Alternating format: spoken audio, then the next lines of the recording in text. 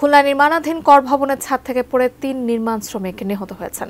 সকাল ৯:৩০টার দিকে নগরের বয়রা এলাকায় এই দুর্ঘটনা ঘটে। নিহতরা হলেন রাব্বি, আশরাফুল ও মামুন। পুলিশ জানায়, নির্মাণাধীন ভবনের ছাদে কাজ করছিলেন কয়েকজন শ্রমিক। এই সময় অসাবধানতাবশত আশরাফুল, মামুন ও রাব্বি ছাদ থেকে পড়ে যান। সহকর্মীরা তাদেরকে খুলনা মেডিকেল কলেজ হাসপাতালে নিয়ে গেলে ৩ জনকেই মৃত ঘোষণা করেন কর্তব্যরত চিকিৎসক। মৃতদেহগুলো খুলনা মেডিকেল কলেজ হাসপাতালে রাখা হয়েছে।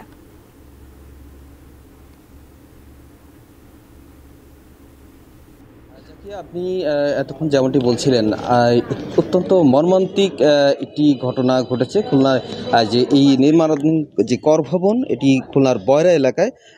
এখানে আমি ঘটনাস্থলে রয়েছি।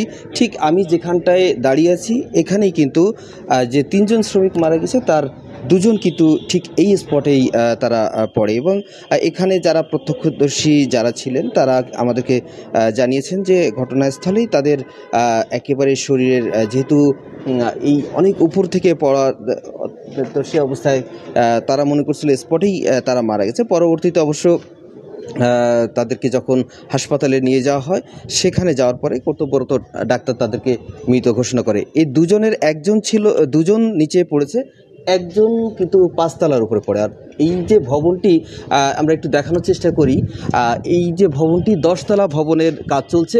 কোনো ধরনের কোনো সেফটি ব্যবস্থা কিন্তু এখানে যে ঠিকাদারি প্রতিষ্ঠান তারা কিন্তু এখানে সেই ব্যবস্থা কিন্তু এখানে রাখে নেই। আমরা উপরেও দেখেছি যে 5 তলার উপরে যে মারা গিয়েছে তার কিন্তু ওখানে শরীরের কিছু অংশ আমরা দেখেছি, সেখানে কিন্তু এখনো যে কিছুটা হয়তো হাঁটুর হাড় আমরা সেখানে পেয়েছি, এখনো ভাঙা অবস্থায় রয়েছে। শিয়া বাটার ও ভিটামিন ই সমৃদ্ধ lily glam beauty soap. Lily, always beautiful. এই যে টোটাল এই যে 10 তলা ভবনটা একেবারে অরক্ষিত অবস্থায়, এখানে 60-70 জন শ্রমিক তারা এখানে এই কাজ করে।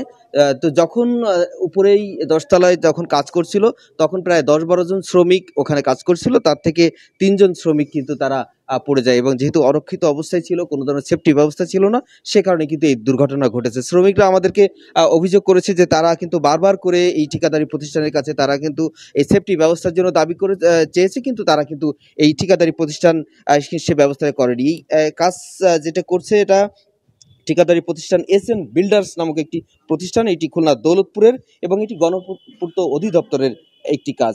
যে 3 জন মারা গেছে, মামুন, আশরাফুল এবং রাব্বি, এই 3 জনের মধ্যে মামুন এবং রাব্বি এই 2 জনের বাড়ি হচ্ছে পঞ্চগড়, এবং বাকি যে আশরাফুল, এই আশরাফুলের বাড়ি হচ্ছে খুলনার দৌলতপুরে।